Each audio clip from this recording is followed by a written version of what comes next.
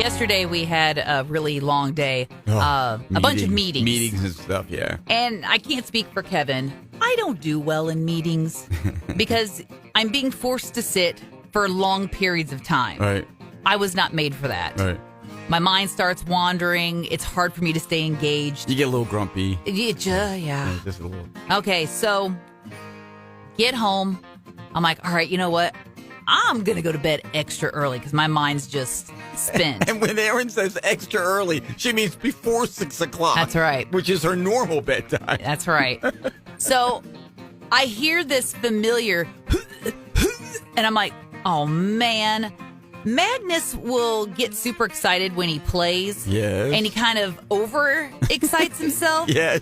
And it'll result in him barfing. Oh. So I hear it, and I'm like, "Ooh, back up, buddy, back up," hoping, he'll back up into the hall where the tile is. Right. Nope, he barfs on the carpet. Makes cleanup much easier. Yeah. So I'm like, oh, man. And I'm like, oh, I'm sorry, little buddy. I go, your tummy hurt? And he just kind of looks at me all pathetic like. And I'm like, all right, well, nope, no problem. So I get my spray out, and I'm cleaning everything.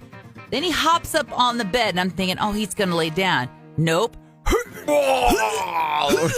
And he's just out of my reach. I'm trying to pull him off the bed, and he just barfed right in the bed. I mean, projectile. And I'm like, oh, man. So here I am stripping the bed and washing everything, and I'm like, well, so much for going to bed early. Forget going to bed early. And so I text the husband. I was like, your boy decided to barf in the bed. And he's like, well, we've got other sheets and stuff. And I'm like, no, I like the bedding combination we have right now. Right. I like the flannel sheets. Yeah. And I like the quilt we have on there because it's kind of heavy. It's And almost like a weighted... I'm going to enjoy it tonight. Yeah, it's like a weighted blanket. And I like our big fluffy comforter over that. And so, yeah, it was... It's the one thing today that's going to go the way I want it. Exactly. The one thing. So, yeah, it was about 10 o'clock before I get everything washed and dried and put back on the bed. That's the middle of the night for you. you. Well, this is a dating scenario that you never want to come across. So a woman named Zora, she goes on this date. She met him on a dating app. Mm-hmm. And it's her first date in 12 years, by the way. So she's been off the dating scene for a little while. What a rude introduction to that whole world this was.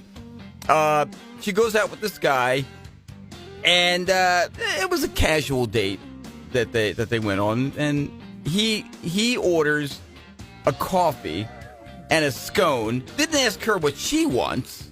Oh, jeez. She orders and pays for her own coffee. Again, this is a date, okay? Mm-hmm. Halfway through this already probably pretty terrible experience, he eats half his scone and then offers her the rest. Hey, you want this? I'm not going to finish it. He says otherwise he's going to throw it away. Zora accepts the scone and does finish it. And at that point she's kind of wishing, I wish I'd ordered something, for myself. Okay. Anyway, date ends. She gets home. She gets a text from him asking for her Venmo. She's like, oh, maybe that's sweet. Maybe he's going to end up paying for that after all, after it. Oh, for her coffee? Yeah, maybe he had time to think about it, whatever, that kind of thing, So, no. Instead, he sends her a Venmo request for $1.25. That's reimbursement for the half-eaten scone. Okay, this move screams pure hilly. I would not do that. Now, come on. No. You say what you want about me. Before Donna got her hands on you, yes, this is 100% something you would do. You'd be like, oh, well, it cost me $2.50. She ate half of it. I know. No. I'll get my $1.25 back. No, the only thing that even remotely resembles this is when we were dating, we went out to this fancy restaurant outside Philadelphia called Jefferson House. And it was like one of those fancy schmancy places, expensive menu. But I thought, okay, this is kind of impressive, So we'll go there. And we're sitting down to dinner. And at one point, when it comes time to pay, I didn't have anything on me. Classic Hilly. And I say to her, what a gent. Do you have a 20 on you? Oh, man. And she said... And she went out with you again. I know. And we're married. Oh, my gosh. Amazing. It's funny. They've been doing remote operations, by robot for a number of years now. But this is a first. They have just done what they think is the first endovascular thrombectomy Say that 5 times fast. I'm telling my mouth hurts just from that first time. It was performed remotely in the world via robot for a patient about 310 miles away. For a patient about 310 miles away in Sault Ste. Marie, Canada. Okay. This doctor, he said he can deploy the robot and treat closest to where the patient is, and that can save hours. And certainly, you don't, have to travel there if you're an expert surgeon or whatever. And this team at St. Michael's Hospital in Toronto, they say they performed 10 brain angiograms, and it's all remotely, but this whole endovascular thrombectomy, I didn't think I was going to have to say it again. They didn't tell me that.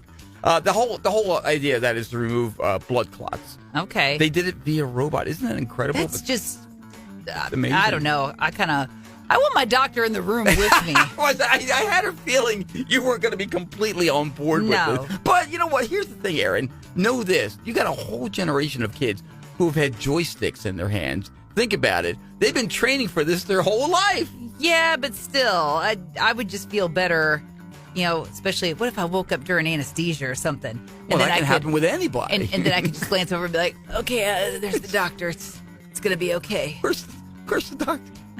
What's a robot doing here? I hope you've had your breakfast already before you hear this. Just a fair warning. They got something going on in Sydney, Australia. The water folks there say there's this massive fatburg. I'm sorry, a what? A fatburg. It's this collection of fats, oils, and greases. It occupies an inaccessible dead zone in underground tunnels. Why would you want to access it anyway? This thing sounds disgusting.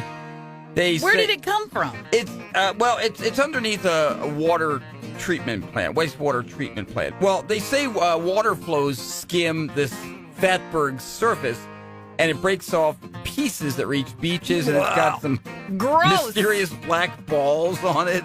Ew. That have washed onto the beaches. Here's the best part. Among the other things in it, they say it contains human feces. Gross! Gross!